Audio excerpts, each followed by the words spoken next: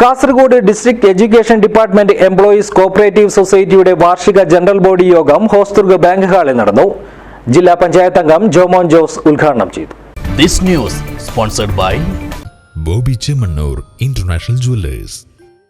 Hosdurg bank ഹാളിൽ നടന്ന Kasaragod district education department employees cooperative സൊസൈറ്റിയുടെ വാർഷിക ജനറൽ ബോഡി യോഗം ജില്ലാ പഞ്ചായത്ത് അംഗം ജോമോൻ ജോസ് ഉദ്ഘാടനം ചെയ്തു. തുടർച്ചയായി വന്ന ഇടതുപക്ഷത്തിന്റെ ഭരണം ഒരുപാട് ആനുകൂല്യങ്ങൾ, ഒരുപാട് അവകാശങ്ങൾ കവർന്നെടുക്കുന്നുണ്ടാകാം. ഒരുപാട് നമുക്ക് കിട്ടേണ്ട ആനുകൂല്യങ്ങൾ തടഞ്ഞു വെച്ചിട്ടുണ്ടാകാം.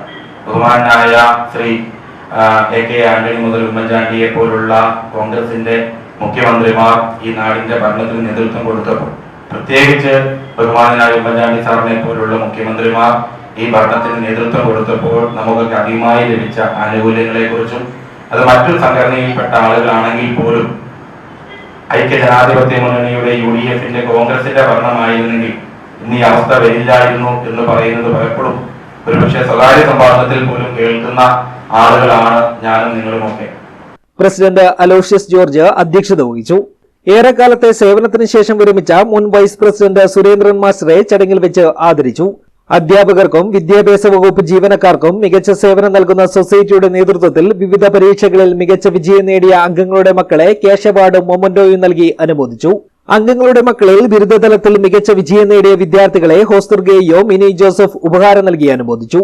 SSLC പരീക്ഷയിൽ ഉന്നത വിജയം നേടിയവരെ സൊസൈറ്റി മുൻ പ്രസിഡന്റ് TK എവുജിനും, +2 പരീക്ഷയിൽ മികവാർന്ന വിജയം നേടിയവരെ KPSTA സംസ്ഥാന എക്സിക്യൂട്ടീവ് അംഗം K അനിൽകുമാറും ഉപഹാരം നൽകി അനുമോദിച്ചു.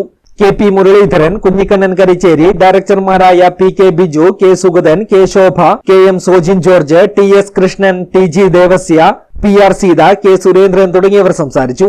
PT ബെന്നി സ്വാഗതവും CE ജയൻ നന്ദിയും പറഞ്ഞു. News bureau, Kanhangad.